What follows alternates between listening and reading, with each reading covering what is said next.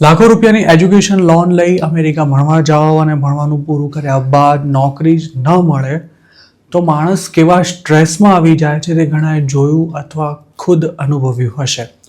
આ જ સ્ટ્રેસથી કંટાળીને લોકો અમેરિકા છોડી દેવા સુધીનો નિર્ણય લેતા હોય છે અને જે આમ નથી કરી શકતા તે મરીને જીવતા હોય તેમ જિંદગીનો બોજ ઉઠાવતા રહે છે.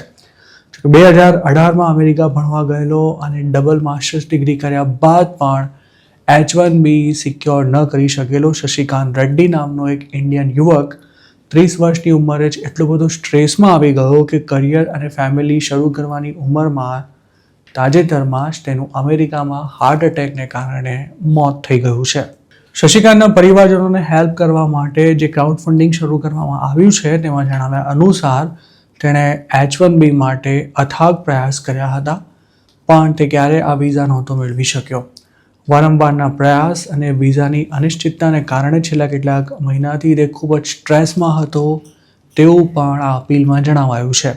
એક તરફ H1Bમાં મોટા પાયે ગોલમાલ ચાલતી હોવાના આક્ષેપ થઈ રહ્યા છે અને તેમાં ખાસ તો ઇન્ડિયન્સને ટાર્ગેટ કરવામાં આવી રહ્યા છે, ત્યારે બીજી તરફ શશિકાંત જેવા વેલ ક્વોલિફાઈડ લોકોને જ અમેરિકામાં ભણ્યા બાદ પણ આ વિઝા નથી મળી રહ્યા.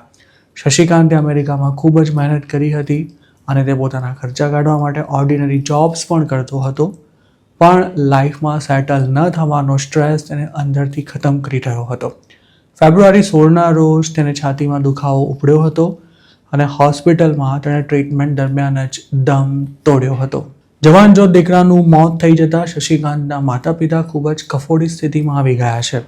તેમની પાસે દીકરાના પાર્થિવ દેહને ઇન્ડિયા લાવી તેના અંતિમ સંસ્કાર કરવા માટે પણ પૈસાની સગવડ ન હોવાથી ક્રાઉડ ફંડિંગ દ્વારા તેમને મદદ કરવામાં આવી રહી છે અને તેના માટે અત્યાર સુધી $50,000થી પણ વધુની રકમ એકત્ર થઈ ચૂકી છે.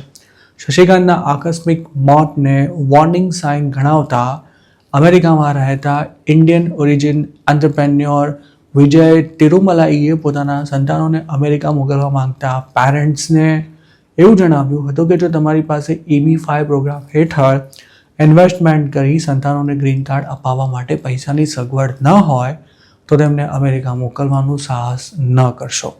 વિજયે એમ પણ કહ્યું હતું કે 3માંથી માંડ એક એપ્લિકન્ટને H1B મળે છે અને જેમને આ વિઝા મળી જાય છે તેમને પણ ગ્રીન કાર્ડ માટે 100 વર્ષ સુધી રાહ જોવી પડે તેવી હાલ સ્થિતિ છે.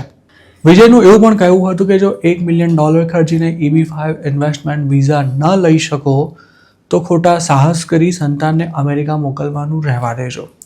ખાસ તો ઘરને ગીરવે મૂકી તમામ સેવિંગ્સ વાપરી દઈને કે પછી લોન લઈને સંતાનને ગ્રેજ્યુએશન કે પોસ્ટ ગ્રેજ્યુએશન માટે અમેરિકા મોકલવામાં સમજદારી નથી.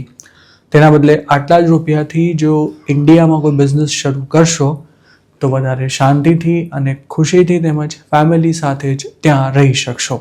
વિજય તિરુમલાઈએ જે વાત કહી છે તે 100% સાચી છે, પણ ઇન્ડિયામાં સંતાનોને વિદેશ અને તેમાં ખાસ તો અમેરિકા મોકલવાનું એ હદનો ક્રેઝ છે કે મા બાપને જાણે એવું લાગે છે કે જો તેમના સંતાનો વિદેશ નહીં જાય તો તેમની આખી જિંદગી જ બરબાદ થઈ જશે.